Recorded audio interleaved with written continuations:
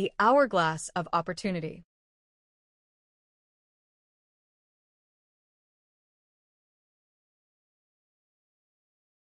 In a bustling village nestled by a river, there lived a young woman named Clara.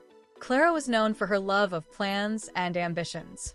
She often told others about the things she intended to do, helping the elders, organizing community gatherings, and teaching the children to read. But despite her best intentions, Clara struggled to turn her words into actions. Someday, she would say, "I'll take the time to make a difference. But today, I'm too busy with my own tasks."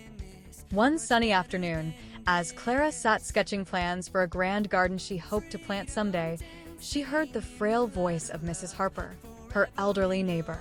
Mrs. Harper's hands were full of heavy baskets, and she was struggling to carry them home. Clara glanced over but thought, "She'll manage, or someone else will help. I have my own projects to finish." The days turned to weeks, and Clara noticed that her village grew quieter. Mrs. Harper rarely left her home. Children played without books to spark their imaginations, and the once vibrant community began to seem dull. Yet Clara was too absorbed in her someday dreams to notice. One night, Clara had a vivid dream. She stood at the edge of a shimmering river under a brilliant moon. Across the water stood a figure cloaked in a soft, golden light. It was a messenger, holding a simple hourglass that glowed like fireflies. "Clara," the figure said gently, "the Creator has given you the priceless gift of time. With each grain of sand that falls, you are entrusted with opportunities to serve, to love, and to bring light to others. Yet you have let the sand slip away, focused on plans rather than actions." Clara tried to explain, saying, "I've always meant to help others, but I thought I needed to wait for the right time." The messenger turned the hourglass, and in its glow, Clara saw fleeting images of missed moments. Mrs. Harper struggling alone, children longing for stories, and neighbors who drifted apart without a helping hand to unite them. The messenger's voice was calm but firm.